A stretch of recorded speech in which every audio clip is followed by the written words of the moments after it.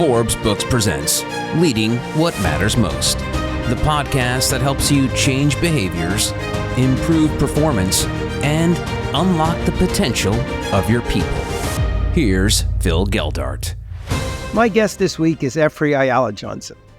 Efry brings over 20 years of talent development experience and expertise to United Airlines, where he is the Senior Manager of Learning and Development. You know, he has dedicated his career to nurturing leadership and talent and designing a number of impactful programs, including around diversity, equity, and inclusion, among many others. His wealth of knowledge spans industries and gives him a unique insight into the ingredients for talent retention and leadership development success. So, Efry, welcome to the podcast. My pleasure, Phil. Thank you. So, Efry, a couple of things just to kind of get us off the ground here. I would like to chat a little bit about the potential within every human being. Primarily, let's just start with, do you think people feel they have potential? And do you feel that sometimes it's just not possible for them to release all the potential that they have? I think that people have way more potential than they do. I grew up in a family where the desire or the intent was, you should be realistic about what you want to do or what you can do or what you should do. So I don't think it was ill-intended, but there was definitely what I felt was a limiting character or a limiting component. It wasn't until much later that I was able to say to myself, wait a minute, the only person who's getting in my way to do whatever I want to do is myself. And even if I may never be, the GOAT in whatever field I decide to learn in, greatest of our time, obviously, I can still practice and learn anything and learn from it and grow from it. So no, I don't think that people usually think of themselves as having all of that potential.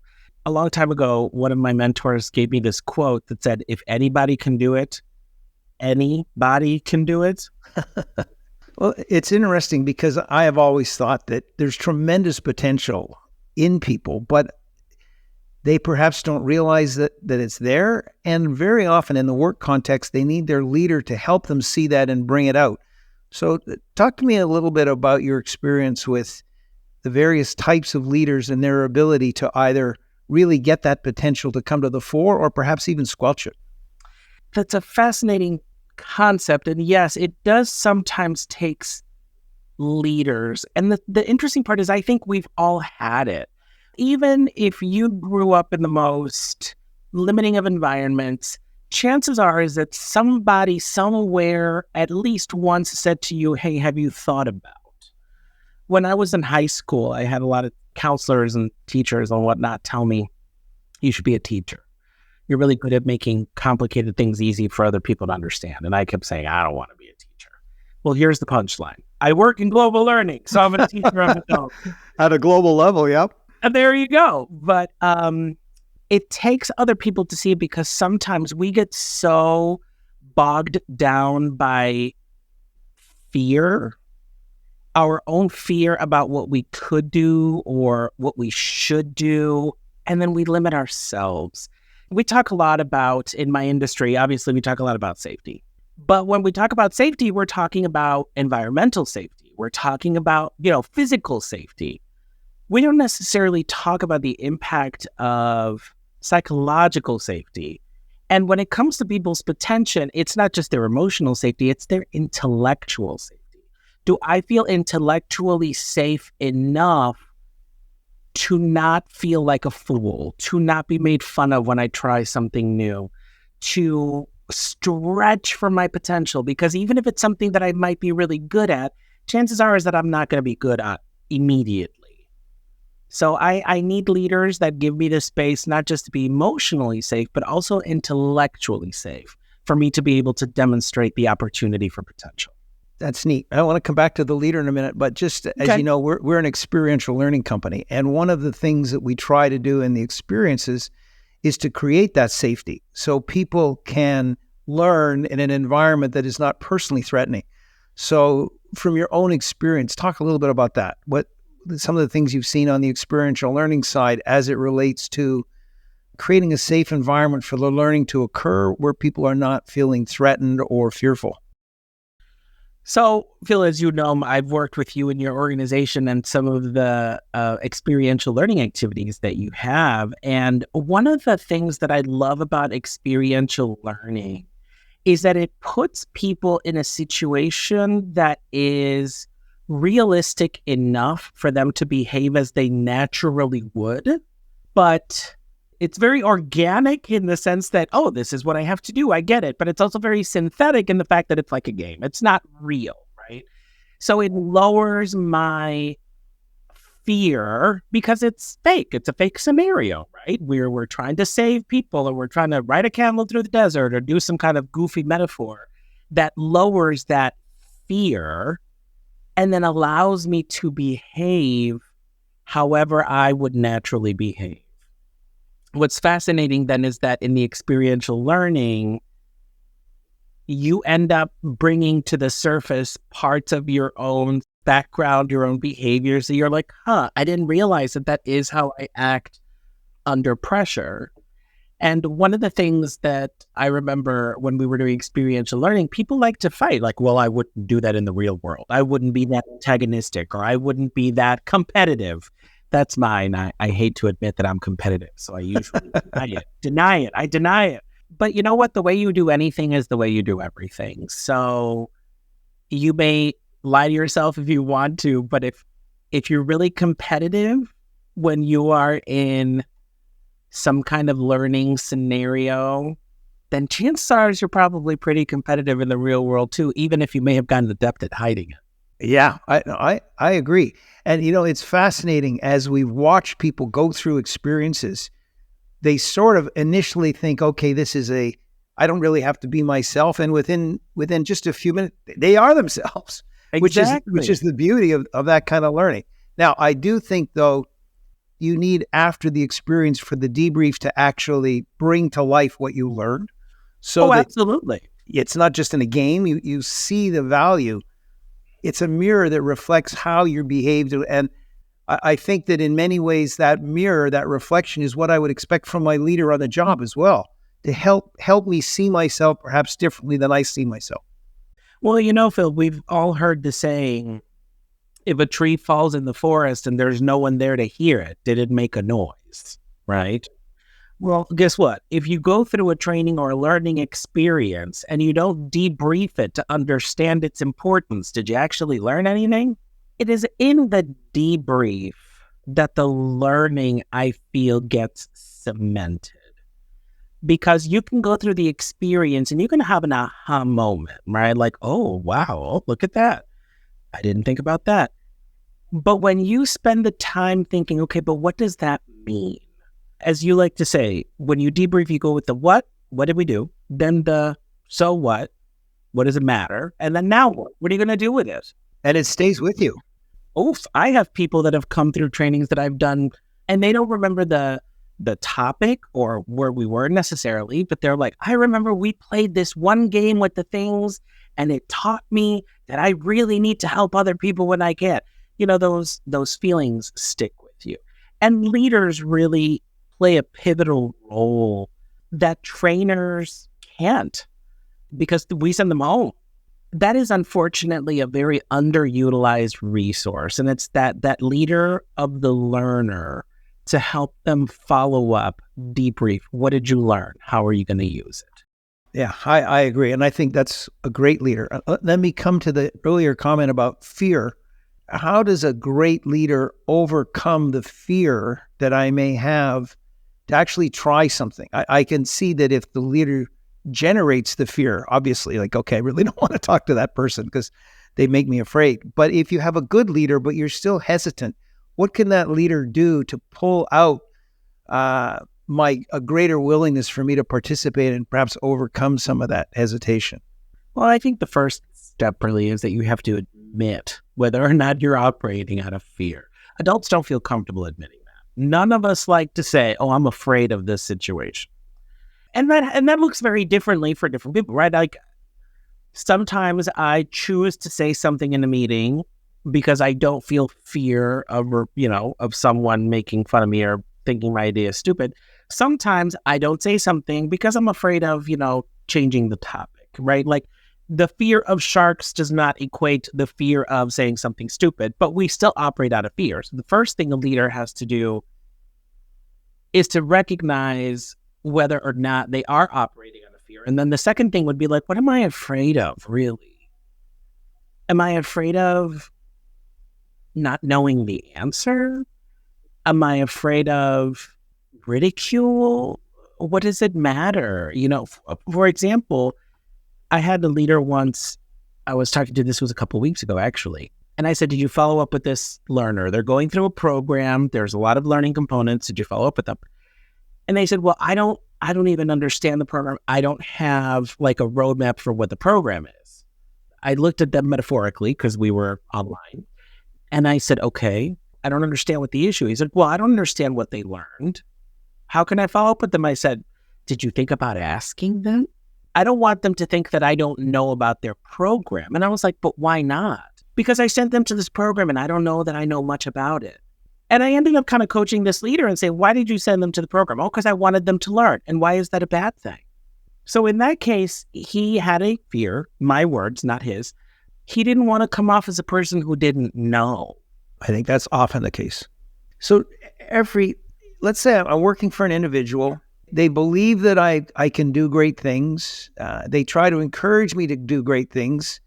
And I'm kind of setting you up here because you mentioned this was a clarity for you. But I, the person, even though the leader feels like I just don't actually feel that I can make any difference. What difference can one person make?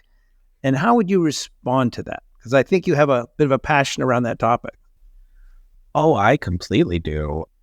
I have seen a lot of people who feel defeated because in the process of trying to produce an outcome or trying to produce a product or trying to do something, they feel that so much of their work is just undervalued or not important or all sorts of other things. And what I wish people would focus more on, especially from a leadership perspective, it is much more about the relationships that you form in the process of getting that product or that service or that whatever it is you're putting together that adds value to people's experiences.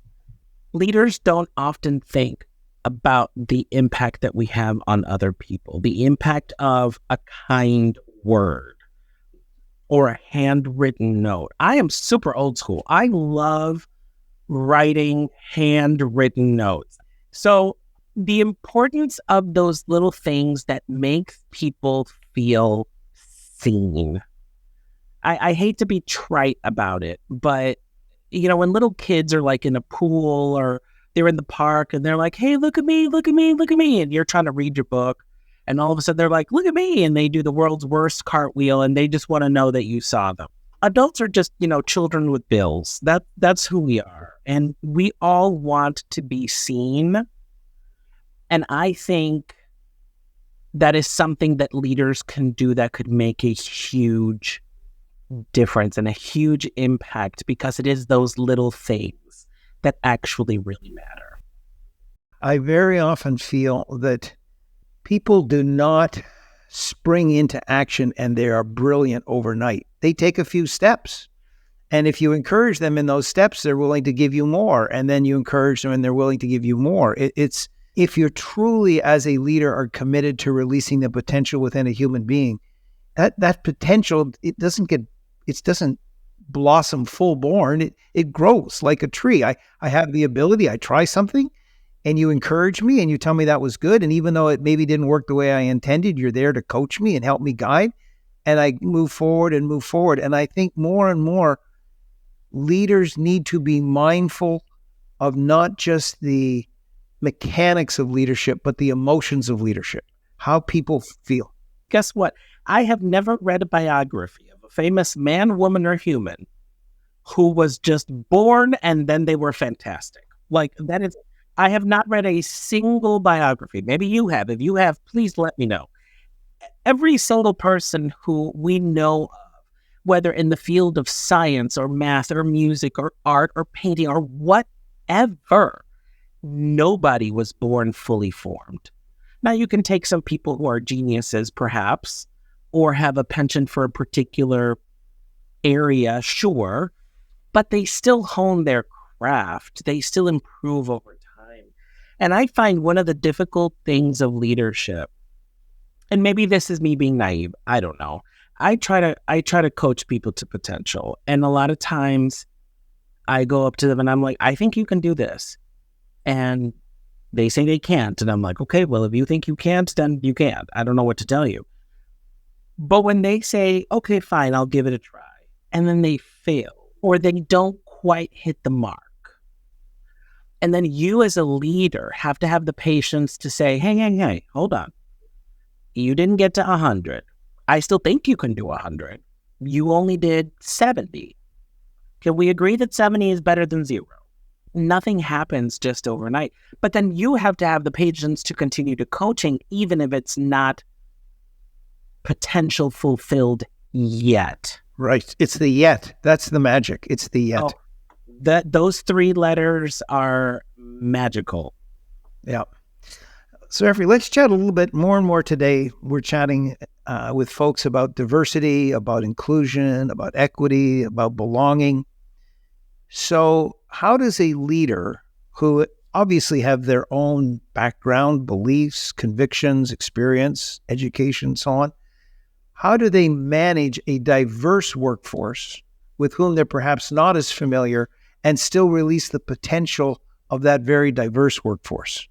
I think an important piece here when it comes to diversity, equity, inclusion, and even belonging, and this is my personal opinion, I can do something to create diversity.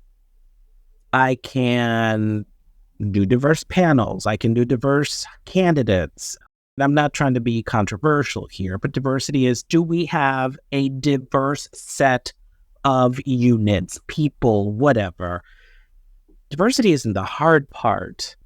The hard part is, once you have diversity, are you actually creating an environment that is equitable enough where people have what they need to succeed? And are we giving people the space to feel included? And I think that's where the manager really comes in. I believe that the ultimate goal is really belonging. I want my people to feel like they belong here so that they can contribute wholeheartedly. But that's a lag measure in my mind. I can't say, okay, you belong, and there you go. Belonging is a lag measure. Diversity is something that I can handle pretty, in theory, easily. It's the equity and inclusion part, because not every person on my team needs the same support. I could do the same exact activity for John and for Linda, and all of a sudden John thinks I am the best coach ever because I give them really good feedback, and Linda thinks I'm a micromanager who's always criticizing. I could do the same behavior, and that's just it. That's the equity piece. What do my people need to be successful? And that takes a lot more time, a lot more emotional labor, if you will, as a leader. Same thing with inclusion, because I can include people, but then they say something that I don't want to hear, or they say something that doesn't mesh with what I thought would be a good idea. Now, what do I do with that? So that's the space where the manager really has to work. Now, granted, if you have no diversity, we've got stuff that we need to work on. But I would argue that in a room of humans who are all the same gender, the same age, maybe even the same race or ethnicity, we can still find diversity amongst that crew. I would think just the very nature of the fact that you work for United Airlines, this must be something you're dealing with every day, because you're global. You have people all around the world. Well, it most certainly is. And I was involved with projects to engage with universities for the purposes of hiring. And I wanted to make sure that we were being equitable, because it's very difficult to compare University A to University B if they are in very different geographic zones, if they attract a very different kind of student. University A has a graduation rate of 92%. University B has a graduation rate of 62%. Okay, what does that say about the demographics? How can we treat these universities as equitable partners so that we can get the best possible talent, regardless of the environment that they're in? One of the things which I feel is vital in a leader is to respect other people. I think so much of it comes back to respect. We think about all these words and terms, but you're just another human being. I need to respect you for who you are. I need to treat you with respect. And if I do, and that is sincere, then trust forms. And as trust forms, the bond forms, and we begin to work more effectively together. And I respect the fact that you learn one way and Betty learns another way. And I respect that sometimes you're going to see things differently than I do, but I'm not judgmental. I merely respect you for that and then act accordingly. And I feel that sometimes we make it so complicated and then we wonder, why don't people trust us? Well, it's because you're not just demonstrating the fact you respect them for who they are as a person. I completely agree with that, Phil. It's hard for people to separate that, right? Like, you're going to work with people who you don't like. It's just, look, there are people in my family who I don't like. I love them because loving someone and liking someone are very different things. There's going to be people that we work with that we don't necessarily like. Sometimes I respect a person personally because they exhibit character traits that I value myself. Sometimes I respect a person because of their position. Sometimes I respect a person simply because they are human and they deserve a minimum amount of respect. But I always try to find the good in people. I really don't believe that people just wake up in the morning thinking, how can I mess the world up for someone else, I really do think that people are the heroes in their own story. And they're trying to do the best according to their intentions. Now, sometimes their intentions don't match mine, but that doesn't necessarily make them something that I should not respect. Yeah, I agree, Efry. Okay, let's pause here. But when we come back to Leading What Matters Most with Efry Ayala-Johnson, the Senior Manager of Learning Strategy at United Airlines, he will be able to share with us why he believes we cannot separate culture from leadership. In a grossly oversimplified way, I believe that culture is what people do, what is socially acceptable for people to do. It's how we live as a group, as a society, written rules, unwritten rules. I can have a lot of posters on the wall about what the values of a company are or what our culture is, but the true culture is going to be that which the leaders practice and or what the leaders allow to occur. This has been Leading What Matters Most with Phil Geldart. If you want to create a culture that drives performance and develop leaders that inspire and motivate, go to philgeldart.com. Leading What Matters Most is a production of Forbes Books.